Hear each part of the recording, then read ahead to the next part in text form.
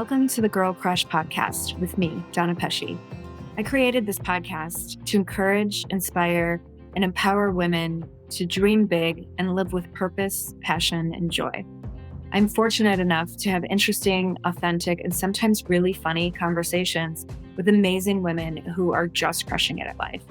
You'll meet entrepreneurs, CEOs, healers, creators, artists, mystics, and moms. We'll talk about everything from the decisions that shape our lives to the moments that make us laugh out loud.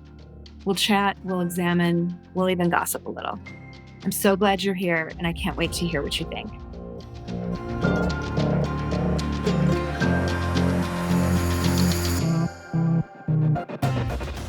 I am really excited for today's episode because I get to talk to the lovely Fallon Ryan. Fallon is the founder of Fallon PR, a boutique full-service public relations firm that specializes in securing editorial and celebrity placements for their luxury, accessory, fashion, bridal, and wellness clients worldwide. They also execute experiential events, do marketing campaign ideation, influencer marketing, and more. Fallon has secured placements in Vogue, Glamour, Brides, and the list goes on and on. She was also featured on the hit reality series PR Girls. Thank you so much for being here.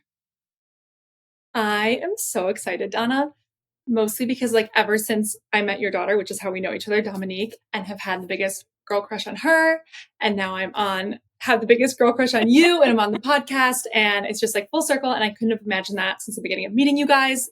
I'm so stoked to talk today. Oh, thank you for being here. I've loved kind of following your career since we've met, and I am just such a cheerleader for you. And I just love kind of watching all of the behind the scenes. You remind me of that all the time because you're always commenting and DMing and liking, and you are so supportive. And that it is it's rare, and especially someone who has been in a similar industry and is so accredited, and it just has always carried so much weight and meant so much to me. So thank you. Oh, of course. It's my pleasure. So let's talk about this career that you have built for yourself because it's really inspiring. And I feel like you have done so much and, for the young age that you are.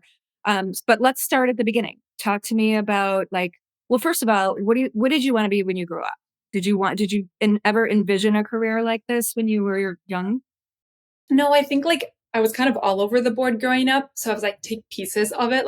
There was definitely a magazine editor, right? Because at that young age, when you think about creativity and fashion and I guess pop culture, that's sort of what I was manifesting at the time. And then I also have examples of a secret spy agent. And I would read spy books and watch New Detectives and all those shows. So I kind of feel I married the two because being a publicist, there's a lot of digging around for contact information and putting clues together for the perfect pitch.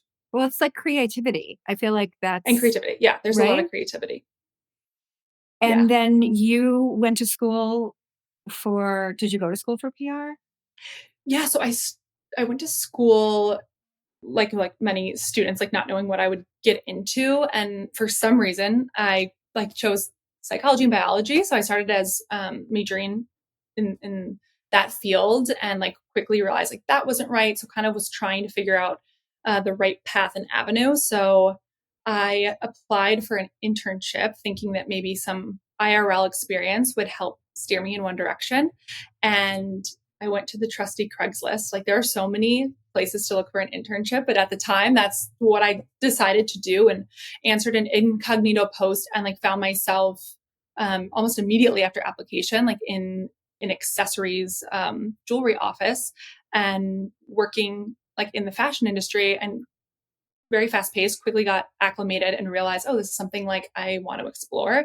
And I felt I always kind of had that interest inside of me. I didn't know how to go about it or feel I was even qualified. And that internship ended up leading me to 8 years with that company and building majority of my experience there before I started off on my own.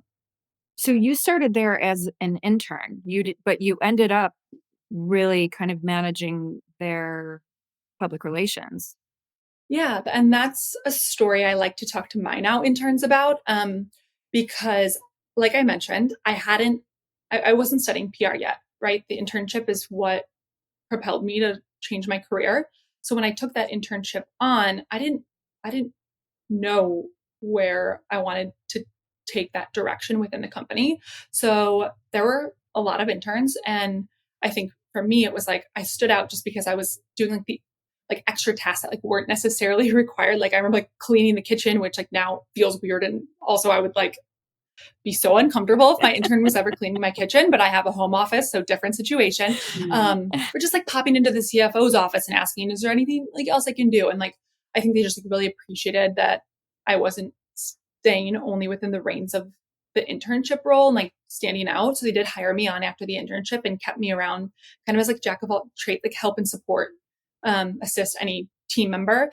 And then eventually, with the growth of the company and also after changing my career and learning more about PR, started to play around using the company as like the real, test driving, but with an actual brand and finding some success that way and building the internal PR department. Like I said, staying there for almost a decade, creating tons of relationships, which are like still assets that I have in my career and my clients and at my agency now that were built back then. So yeah, that intern really to like director experience did happen over the span of 8 years I've actually never interviewed for a job, just that one internship. That's so funny. Well, it seems like, I mean, even though that you were there for a long time, to start as an intern and then have the placements that I know that you got for, for that company, I mean, is pretty incredible. I mean, because I know you got that jewelry and accessories on like J Lo and other celebrities. So how did that happen? Because you weren't hired as a PR person, so clearly you didn't come into that company with a ton of relationships, I assume. Right. Right. No, you're absolutely correct. Relationships or like experience of that at all. I like grew up in the western suburbs of Chicago. Barely like knew any of these celebrities that ended up placing jewelry on and even what that process might look like. So like it was all like self-taught, but I think a lot of it was like right place, right time. Instagram was just launching and I was like young, eager, energized, things that don't come as easily for me now, but I was super, motivated to figure out a route to get in touch with the celebrities or the people in charge of dressing them, which are celebrity stylists. So I also learned for the first time there was actually a job and a role that are people's full-time careers that they spend shopping and dressing celebrities, fashion stylists. So I went on Instagram and I would Google search. This is where like the spy and detective piece comes in. Google search and like until I could find their Instagram and send a direct message to a lot of these girls and guys were my age and also like new in their career, assisting some of the bigger stylists like Robin Marielle at the time or Petra Flannery. So I would make the connection over Instagram, send them a message, explain that I was working for a jewelry brand. And I had some pieces that I thought would be perfect for the celebrities and talent they were working with. And before Instagram, those stylists were shopping Nordstrom, Neiman's, Bloomingdale's. They were really seeking these new emerging brands or exciting labels. So I would start that dialogue. And when I planned a trip to LA or New York, I'd visit them, take them to coffee, much like a friendship, just like make friends with them. A lot of them, like I was actually just texting one of the styles I met almost a decade ago, and we're just like catching up. It's like a friendship and also providing them a product that they may need.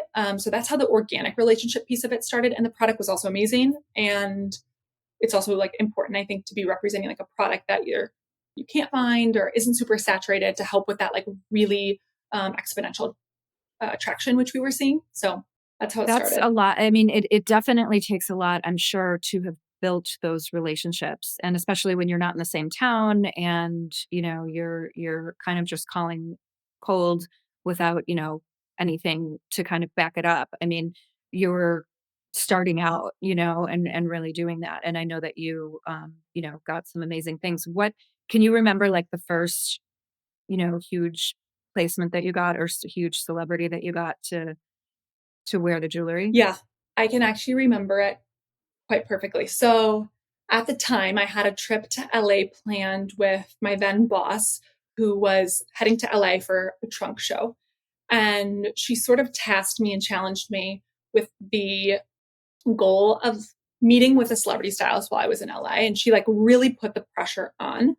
And I am someone who's like almost to a flaw, like too like high achieving, to the point where like I like care about like people, like my boss feeling like I, had succeeded or like done the task. And so I really put the pressure on myself. And I remember going like through Instagram and we're like boarding the plane and it's like, I got my luggage and like, I'm like, oh my God, like I need to make this happen. And I open up that Instagram and like DM one of the stylists who was then assisting Jennifer Lopez. And to my surprise, she got back to me like right away. And she was like, yeah, actually, Jennifer's going to be on American Idol tonight. We'd love you to pop over and show us some jewelry. So my boss was super happy. I like felt really fulfilled, couldn't like was giddy the whole plane ride. And when we landed in LA, I like immediately went to JLo's stylist offices, which I was greeted by just racks of clothing and so many shoes and more like handbags than you can imagine. Like it really is like a dream. Wow. And they asked me to set up the jewelry. I'm like, they came through. This head stylist was like picking things, asking me questions, trying things on, was like really particular, knew exactly what she was looking for, grabbed a few pieces. It's like, we're going to try these tonight. Thanks for stopping by. And my then boss was prepping for that event.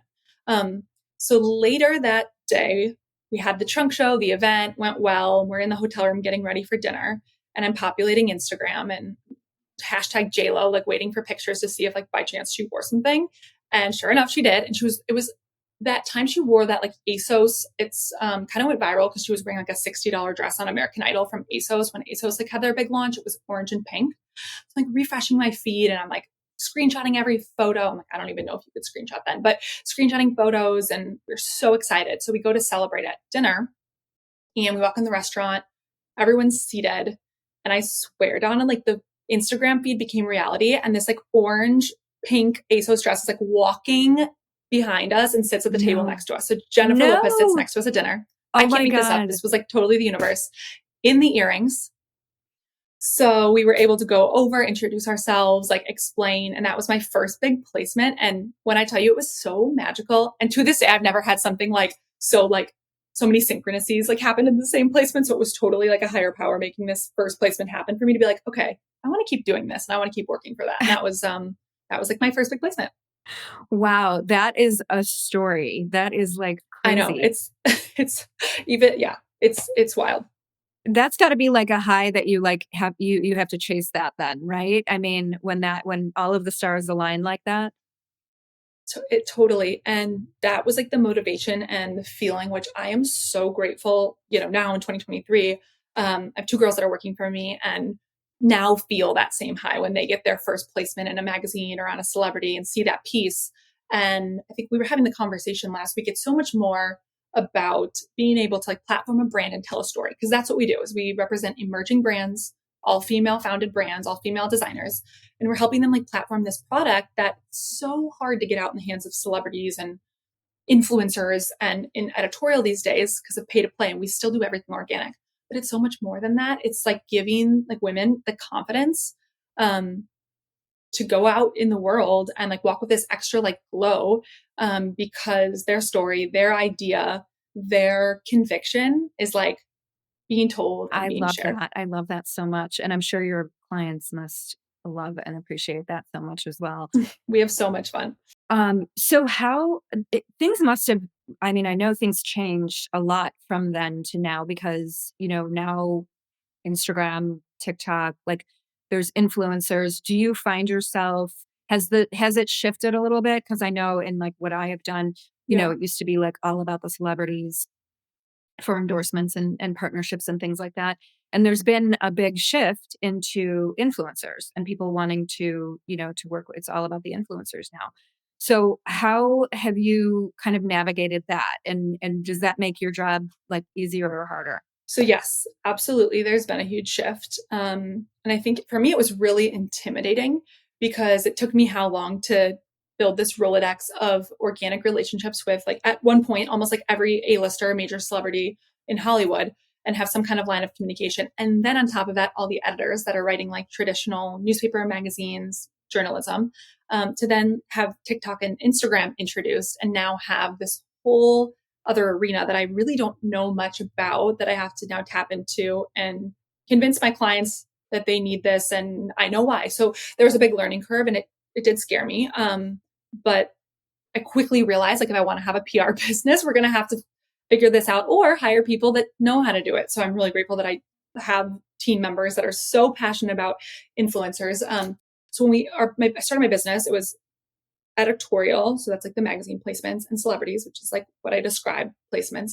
And I'll be honest, like quickly we're seeing there's like not a huge ROI on that anymore. I mean, back then, J-Lo, Kim Kardashian, whomever your favorite A-lister was, wore something, you saw it in the magazine, and you bought it. And like now they're changing 10 times a day on Instagram and it doesn't have the same traction it used to. So when people want celebrity or editorial, I love it. I tell them one or two reasons. One, you want to impress your investors, right? That's like, or get into retail, really impressful for stores, or just like post on Instagram about it. So that's like the main reason to go for celebrity. Editorial, a little more ROI, where all the ROI is right now is influencer marketing. So we've had to adapt and shift into understanding like what makes people want to engage, want to click. It's like very obviously trust. So finding influencers with high engagement, but also being like really specific about the right personalities to represent your brand based on like their values, their morals, what they're talking about. This requires so much research. So I think people think it's just like pick an influencer and send the product. What we do at FPR to really set ourselves apart is we like go deep dive with our clients and like figure out not only who your customer demographic is, but what is your like aspirational demographic? Because that's the influencer category.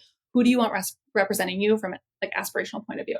And you can't go on like health and wellness. Like if we go to 100 health and wellness influencers, like it's very likely that a lot of the same people are following them. So let's split it up. Red sea, blue sea. Like let's think about maybe fitness or athletes or like another category that's aligned. Then we go out and we have conversations with them. We're not stopping just at like an email. It's like phone, email, DM. Like we want to get to know them. We want to build a relationship because much like a relationship with you and I, you thought of me for this podcast. Like these influencers are going to think about that product once you've built a relationship.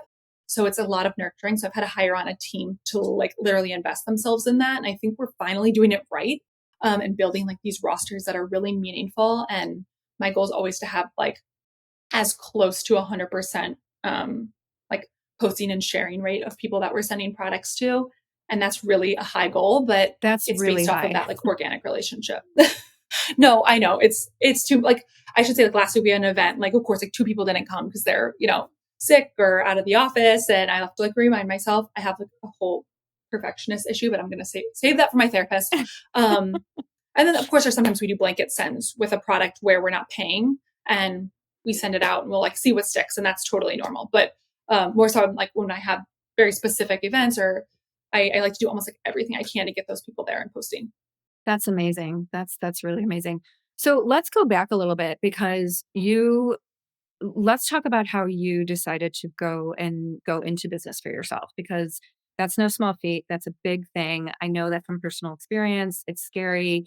It's a very, scary thing to kind of leave a job where you have a salary and you have benefits and security and all of that stuff, and to go out on your own is a very scary thing. So tell me about that. Yeah, I didn't know what I was getting myself into, that's for sure. And didn't realize really all of the I knew I was like really good at my job and I was really passionate about it. And I knew I wanted to continue doing that. However, like the back end work, the operations, logistics, finance, like that's something that does not come natural to me. So to be honest, I'm still like really learning how to manage all of that. When I left my previous company, I left like without a plan. Um, for me, like I was just like thriving for more or yearning for more personal growth.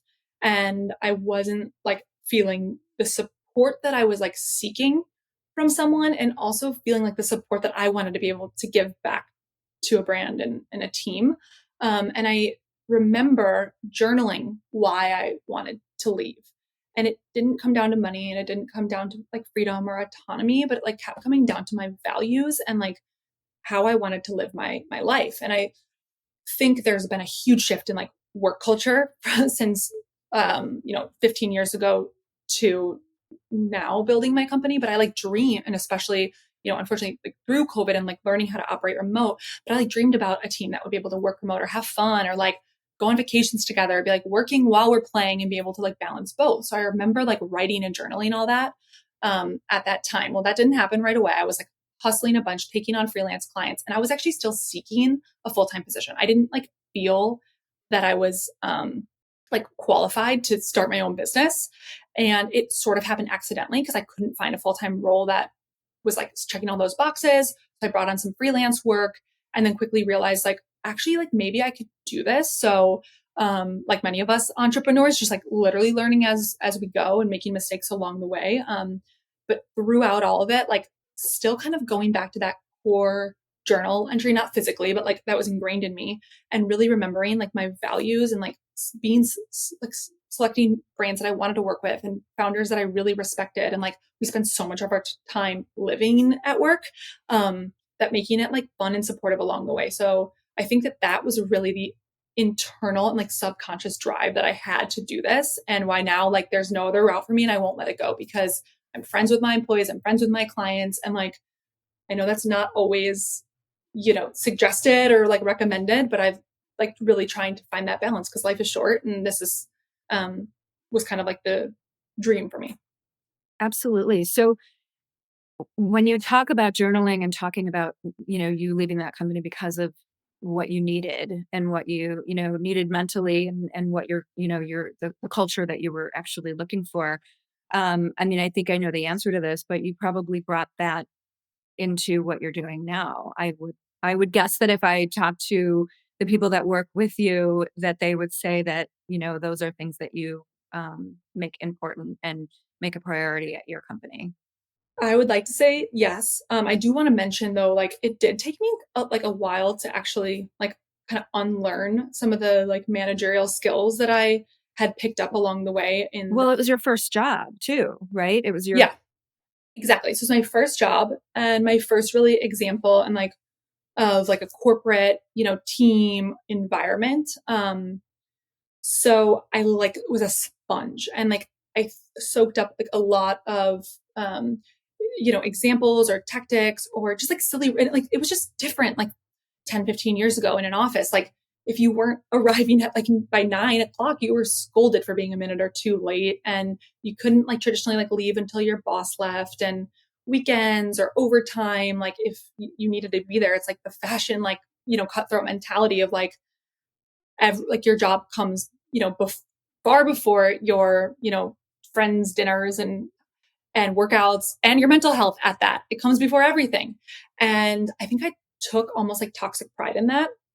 I look back and there's so many special like occasions that I missed or wasn't a part of, and like not in like the photos from like my brother's graduation day, because I remember I had this like amazing project that at the time I wanted to be working on a Sunday and wanted to be devoted. So I think it took me a while not only to like and there's still a part of me that's like, please, I work on the weekends and at night I don't want to pretend like I have that mastered and I love what I do.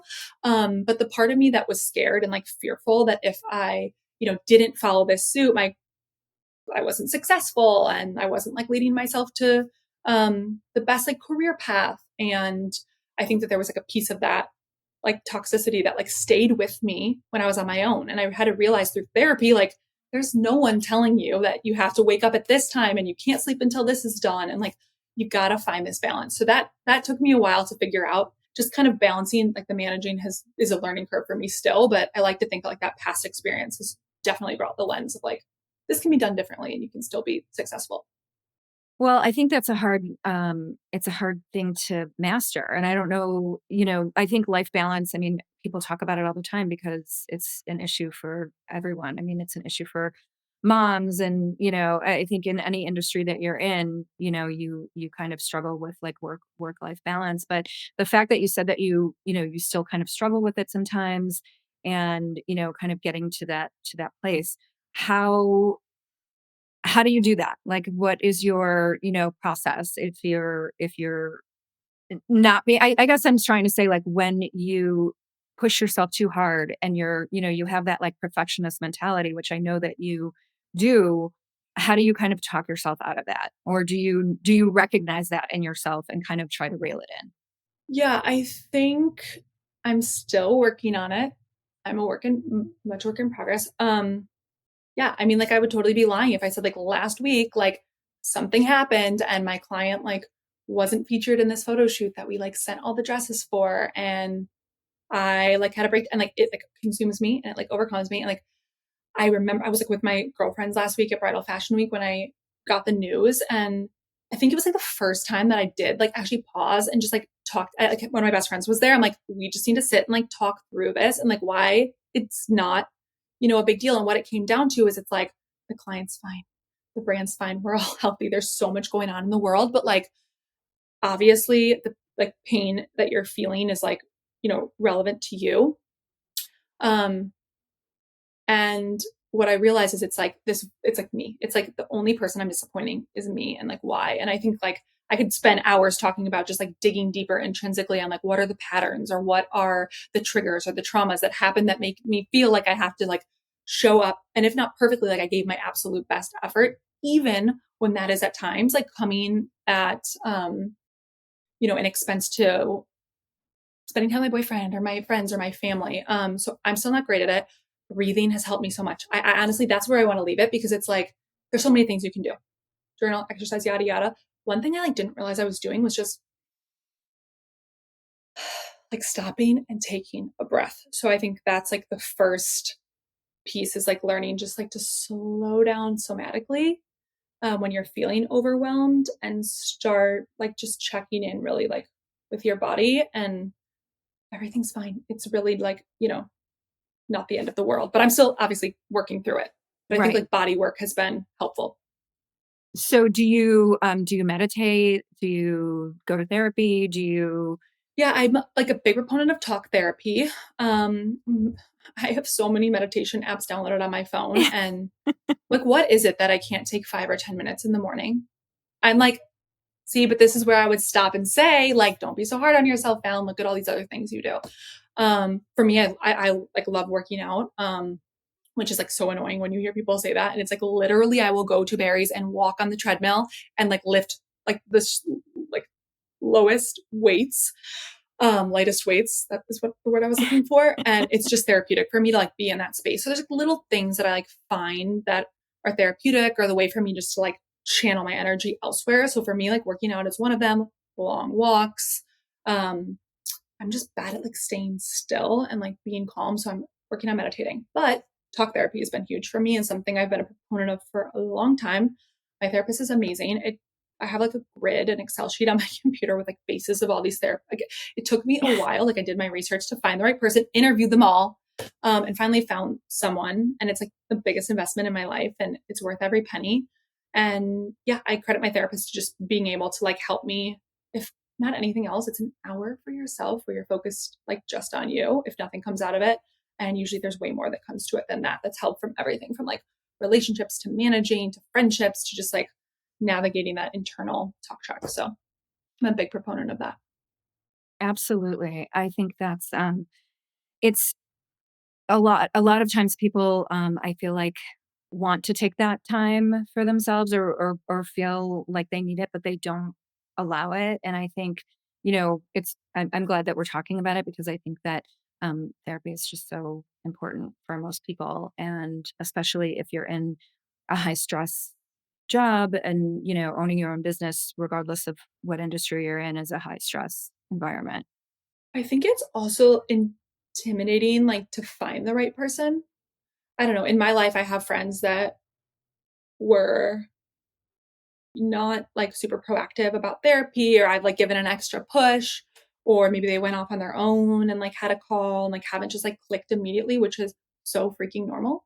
Like if you walk down the street and just grab a random stranger, like the chances that you're going to like click and feel super comfortable like probably isn't likely. So it's like, I think the process of like, how do we find someone? And it's like intimidating going through your insurance, or going through, I don't know, there's all these like online platforms now with amazing affordable therapy options, but like finding someone who you really trust and feel comfortable with, I think is tricky. And it certainly took me a while. Um, Did you go through several, or did you go through more than one person, obviously, before you found the right? yeah, yeah, I did. And it's actually interesting because I went through a few before I found someone I was comfortable with, um, who I ended up seeing probably like for 2 or 3 years, and who helped me actually like leave the job that I mentioned earlier, which um, was definitely like taking a toll on like other areas of my life, relationships, and dealing with just issues from childhood that like I hadn't really talked through.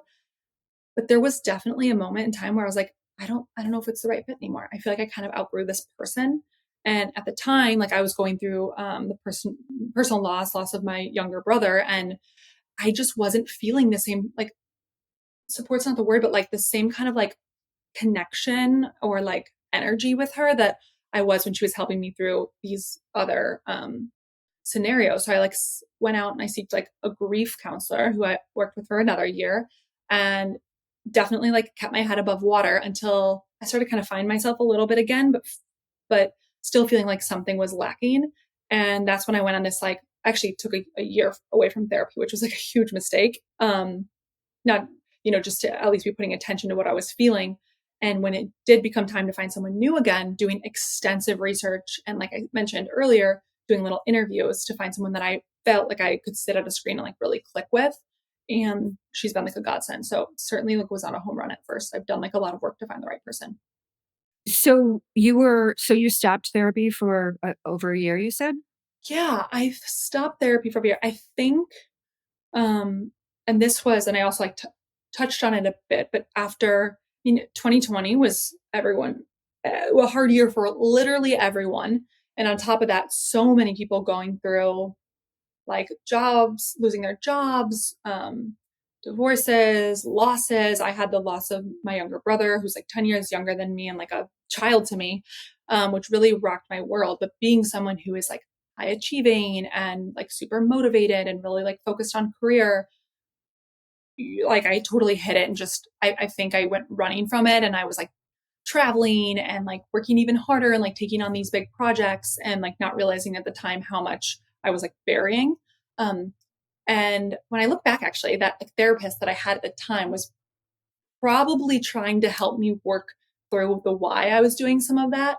But I like wasn't there for it. I like didn't have the capacity for like an ear to listen. So I like chose to like, and it was amazing. I was like going to some of the most beautiful places in the world and working on some of the coolest brands and projects, but really not dealing with what was happening underneath. And to be honest, like that just like manifested as time went on until I kind of found myself like really like uncertain of like why I'm feeling the way I am, the triggers that are coming up. I was like lucky, and I sometimes like credit my brother to like as an angel helping me like find like my boyfriend who has been so amazing and supportive of my life, but he was like the first person that was seeing what was happening behind closed doors. So during the day, I'm like jet setting around the world, working on these cool projects. I have Instagram comments galore. Your life is amazing.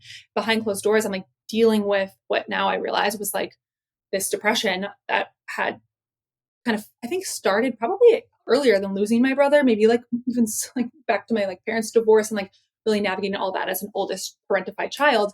But like that high achieving mentality is what pushed me through until like it couldn't anymore. Like I lost someone and needed to work through that. So when I found so I found myself like really at like I would say like my rock bottom, or what's been like the lowest point for me, which was 3 years post my brother, which is wild because I would at least assume that happens immediately after. And my boyfriend was seeing me behind closed doors in that like intimate moments, and was the one who was really like supportive and like pushing me, and also like putting up his boundary of like, hey, you got to figure this out because it's like not working for you, which isn't working for me, which isn't working for us.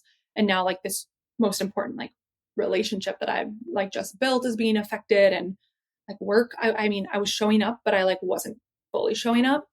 So that's when I had reached out, found a therapist. I also did a program called like Hoffman. I'm not sure if you're familiar with it. It's 10-day retreat, no phones, no computers. It's like 10 days of integrative therapy with small group of people, and you like go through like learned patterns dating back to your childhood.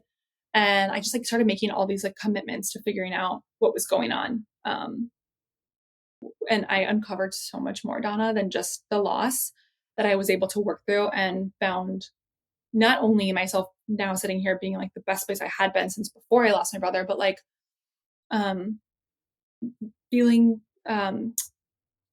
generally just like more like confident, motivated, and in touch with who I am. So credit like that starting really with talk therapy and being able to really propel me into figuring out like what the heck is going on and having that growth. So that was a long answer. No, no, thank you for sharing that. I feel, grief doesn't come with a handbook. You don't, everybody deals with it different and some people don't deal with it at all. And it sounds like maybe, that was something that you had to do in the beginning to kind of get through it. I want to say I'm very sorry for you having to go through that. That's something I can't even imagine, going through that. But, um, it almost feels like that was like your only way, your kind of defense mechanism to, continue to go on. And then it just kind of like backed up and you had to, to go back and learn to deal with it and to allow yourself to feel it, a little bit. I'm not a therapist, but it's grief and grief is a powerful thing. You could be. Your voice is so soothing, and I'm sitting on the couch right now, so I could keep talking. Yeah, no, it is, and I'm definitely like again still kind of working through that. But I think the biggest learning lesson, like for me, was really like opening up and like pushing myself to talk. My whole life, like I've been someone who's like, okay, I can just like work my way through this, or I can like, just like propel through pain, and um, I'm strong enough, right?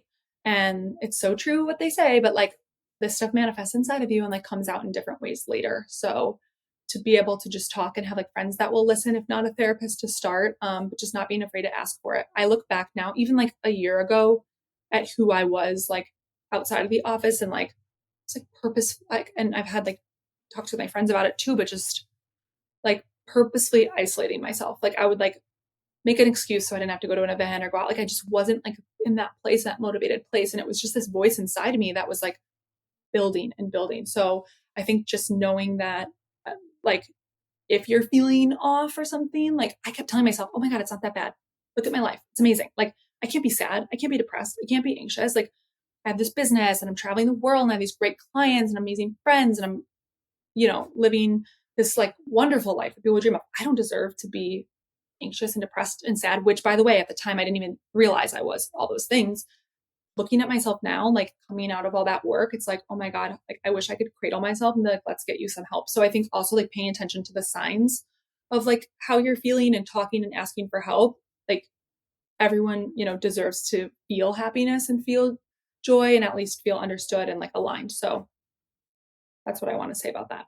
Absolutely, and thank you for sharing that because I feel like as women, people will relate to that, that telling yourself, "Oh, I have all of these things," or, "Look at my life. I have a family," or, "I have a great job," or, "I have all of these things that are, like, great on paper, but you can still not be happy and there can still be issues whether it's grief or issues that maybe you haven't dealt with from your childhood or whatever it is. It doesn't matter what it is if you're not happy and there's something inside of you that is that you're not fulfilled. You need to figure out what that is and so that you can enjoy of the good things in your life. And I think for you especially, I think you were probably feels like you were dealing with like a double life because your professional life was, glamorous and you're traveling and you're doing all of these things. And then if you're not able to feel it, what's the point? Right. Right. I mean, what's the point? Why are you working so hard? Why are you doing that? It is, that's like the perfect way to describe it. Yeah, and it really was. And I said something to my girlfriend, and again, like I started this like, what do I even call it? We need to come up with a name for it. But like my personal mental health journey, right? Like only like really like 10 months ago, and so I'm still like adapting. And then there's moments where I'm like, oh my God, am I going to fall back into this again? It's like, no, I'm not, because what my therapist always says is your shame and your truth, like it doesn't like live. I'm totally butchering this, but like once you talk it out loud, like it's like it doesn't live inside you anymore, right? Like you're like talking through it.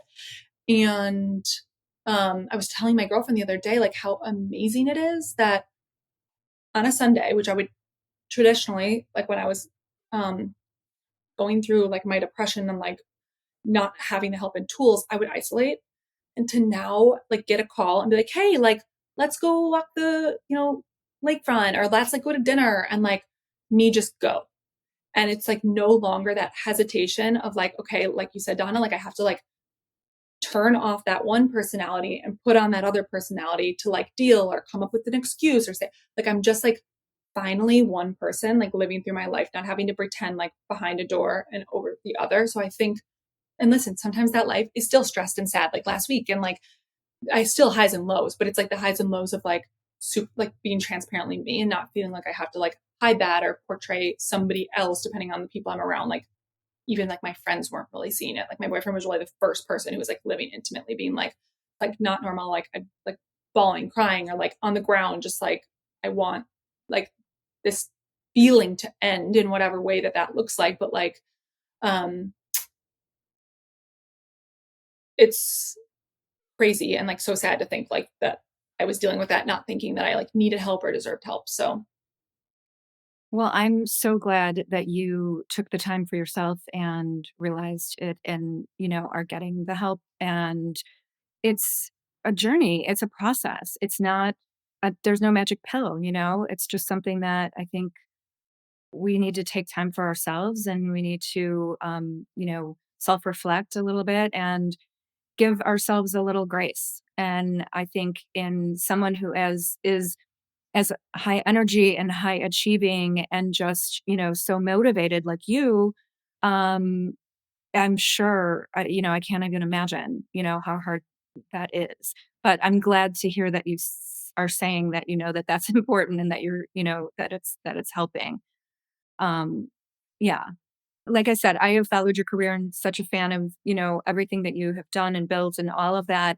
And I think I want to point out one thing because when I follow you on Instagram and I see the things that you're doing and the things that you're doing for your clients, they seem so personal to you. Like I feel like sometimes I don't know if you're doing it, if you're just enjoying yourself and you're out there having fun, you truly kind of mesh yourself to your clients where I feel like, it's just such a personal thing. And I think you don't see that a lot in other, people that do PR or marketing. And I feel like that's just such a testament to like who you are as a person, your energy and you have such great energy. And when I say energy, I mean it in two different ways. Like I mean you're nonstop, you're always going, like you have energy, but also the energy that you give off as a person is such like light and happiness and positivity. And that's, you know, how I feel your energy is. And I think it's just so great that what you see that being portrayed in the clients that you represent. And I'm sure that those clients must just love that about you, that you kind of like live and breathe, what you're doing. well, thank you for like sharing all that. And Yeah. it's so kind. And I don't know, I'm like, in therapy now, I need to talk about the fact like I'm never like good when people are complimenting or saying nice things. I'm like, what? Me? Who? So that's really sweet. I would actually like describe like my mom and my sisters that way. So like I'd be lucky if I had like I have a little bit of their genes. But yeah, I think like a my mom is like super outgoing and like has a super high energy. And so we like grew up with that, but also is like a super passionate person, which is something I think I adopted from her and have brought forth in almost everything I do in my life. Like when like God was making me, he's like passion and like way too much of it, patience, not enough. I could maybe swap those two. So I think one, when I started my business, like I mentioned earlier, it was like very important to me, like the culture, the people I was working with. And that was a lot of trial and error. But like I think what I realized is like when you're working for yourself, like you do have the ability to be somewhat selective or um, at least, give people the opportunity. And like I think with a publicist, it's such a personal role that and like one thing I talk about, it's in my brand book too. I'm like, you should really like look for a friend in your publicist. And I've actually gotten some slack about that. And people are like, I don't know if you want to phrase it that way. I'm like, no, I actually really like do. And how I want to set FPR, like my brand and myself apart as a publicist is bringing that like personable aspect of the table. Now, I don't think that's for everyone because like hearing that might stress a lot of people out. Like, I don't need more friends or I don't want to be that close with my clients. And for me, after like over a decade in the industry, I've just found that that's what works. And so it is part really of my intention when I'm bringing clients on and working with them. I do say no to a lot, not only because personality, but maybe the product isn't a right fit or we don't have time. But the ones that I do say yes to are usually people that I'm like super passionate about. I'm looking for clients to represent because that have a story to be told, right? And that are just like hold the same values and morals that I do. It's more likely that we're going to be aligned on the work that we're doing together and be more successful together. So yeah, that's absolutely true. And I talked a lot about journaling today, but I do this thing every year, my yearly recap, and I'll write a bunch of words that I want to, manifest within the next year or so. And as part of my entry a year into my business, I wrote like, what would it be like to represent not only clients I'm friends with, but clients that could be like friends with each other or like could sit in the same room at the same dinner together. Do you know that almost every single one of my clients I've connected to be like, oh, you guys need to talk about how you're strategizing this or how you're structuring this or digital marketing isn't my thing. So like she's doing great and like have been able to create that network. That is like the most valuable thing to me, Donna, like even more so than the work we're doing, the money we're making, like to have this community, and that's something that I pride myself on being different is like being not only the extension of your team, but someone who like I'm really building relationships with and like want to be, partners and that's what makes life for me purposeful. And I think that the girls on my team, I've had like girls, actually the same person working for me for almost the entirety of my business, who was my intern like a decade ago at the jewelry brand, came back and who shares that same passion. And then a girl who we recently brought on, and it's like, we're just passionate about the people and the work. And I think that is something we're like setting ourselves apart at FPR. I love that so much because I'm all about that. That is like kind of my life's work right now is just to Mm-hmm. have connections and make connections with women and when there's nothing like that feeling. Like I understand what you're saying and like the feeling that you get when you've connected people that belong, that somehow like the universe wants them to be together because they can help each other in some way or they can empower each other in some way. I think that that's just like such an important thing. And when you find that as a business owner, when you find that as a woman, it's just so important. It's like your network, you have your close friends and you have, maybe people that are work friends that, become really good friends. And I think all of those things are just like you need these different kind of pockets of people in your life because they can all help you can help each other in different ways.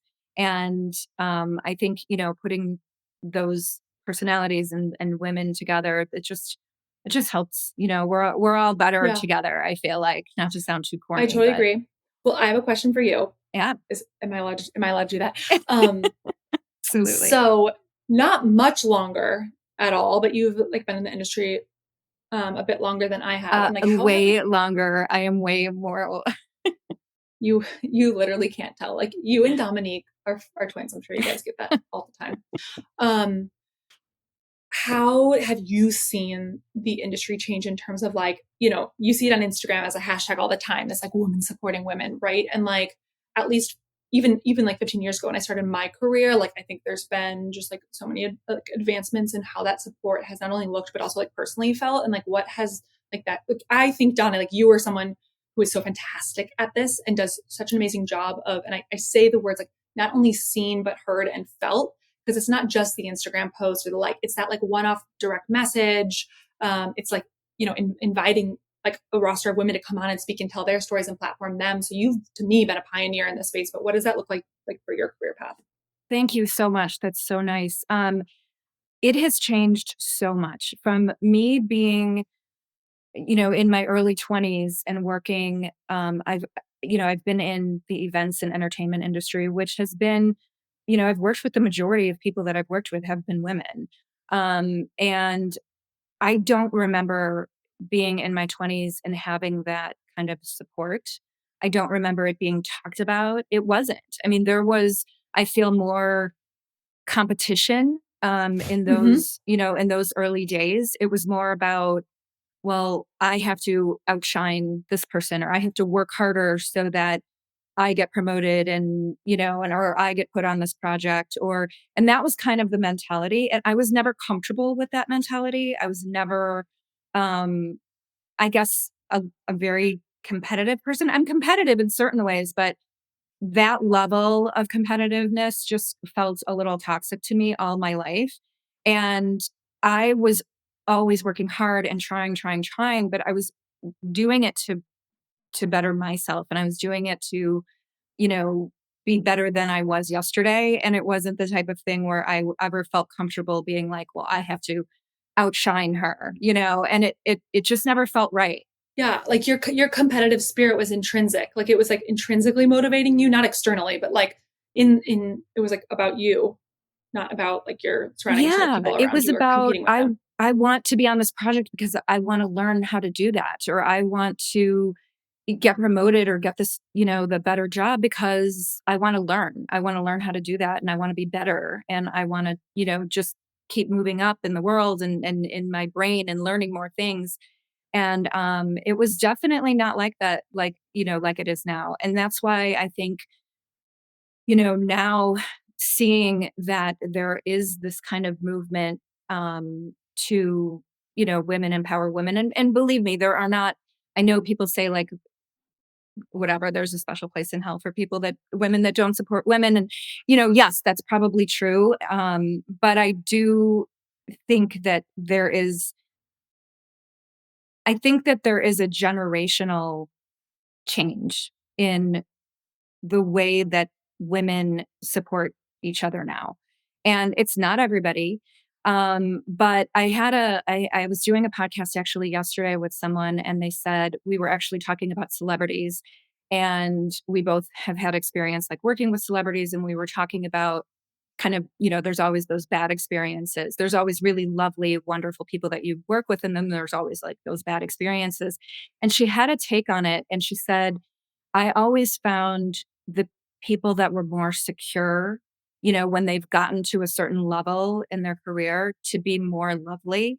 And the people that are kind of on their way up were more nasty and not nice to people and mean to people. Because when you're more comfortable with yourself and you feel, you have that self-confidence, you're not nasty to people. You're not negative. You kind of share the love.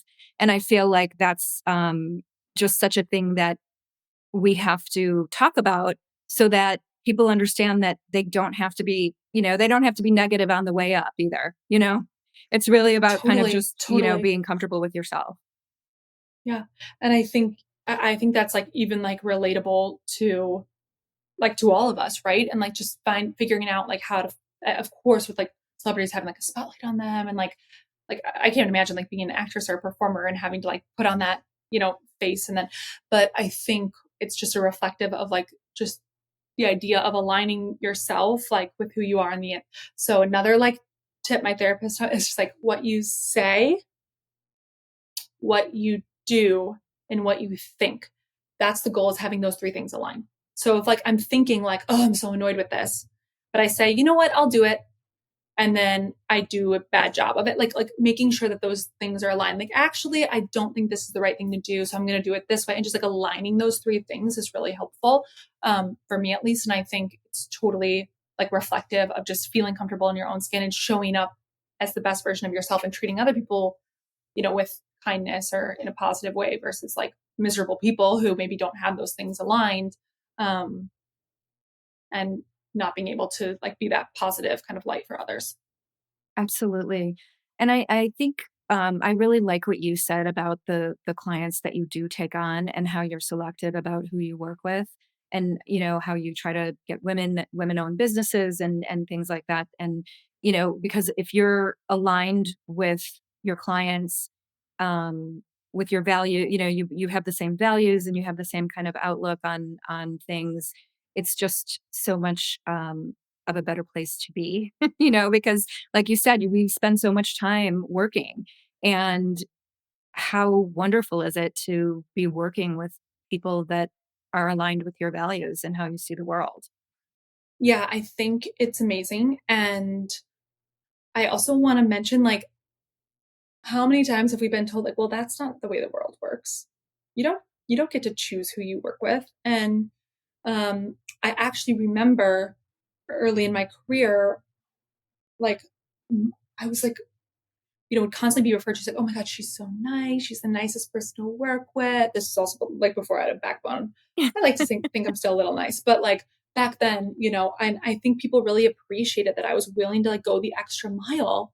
And back then my bosses and my supervisors didn't like that. They're like, you don't like, it's fashion. Like you can't be portrayed as like nice or like lovely to work with. Like we need to be like demanding and tell them what we want and be tough and be resilient and be unapologetic and all these things. So I think again, why leaving that company and starting my own, this value was so important to me was like finding like people that I work with where that was aligned, because not only was that mixed messaging of feeling like I couldn't show up in a meeting, being my supportive, like energetic self, feeling like I had to be like tough and polished and reserved and all of these things.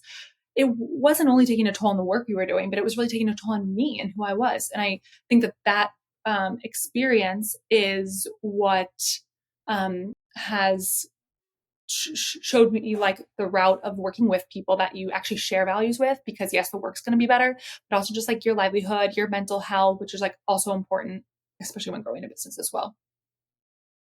Absolutely. And I think the best thing that we can all do for ourselves is to find a way to just be on our authentic self.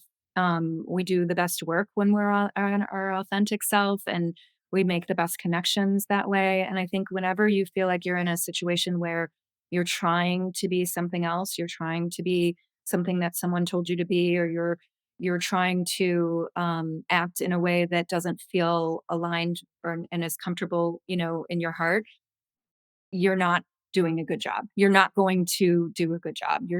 And you can only do that for so long. Like, how long can you try and pretend to be someone else? Exactly, before, and like I'm a perfect example of that. Before you find yourself like confused, like in your bedroom, like crying in the middle of the day, 'cause you're like, why do I feel this way? Like things are just not aligned.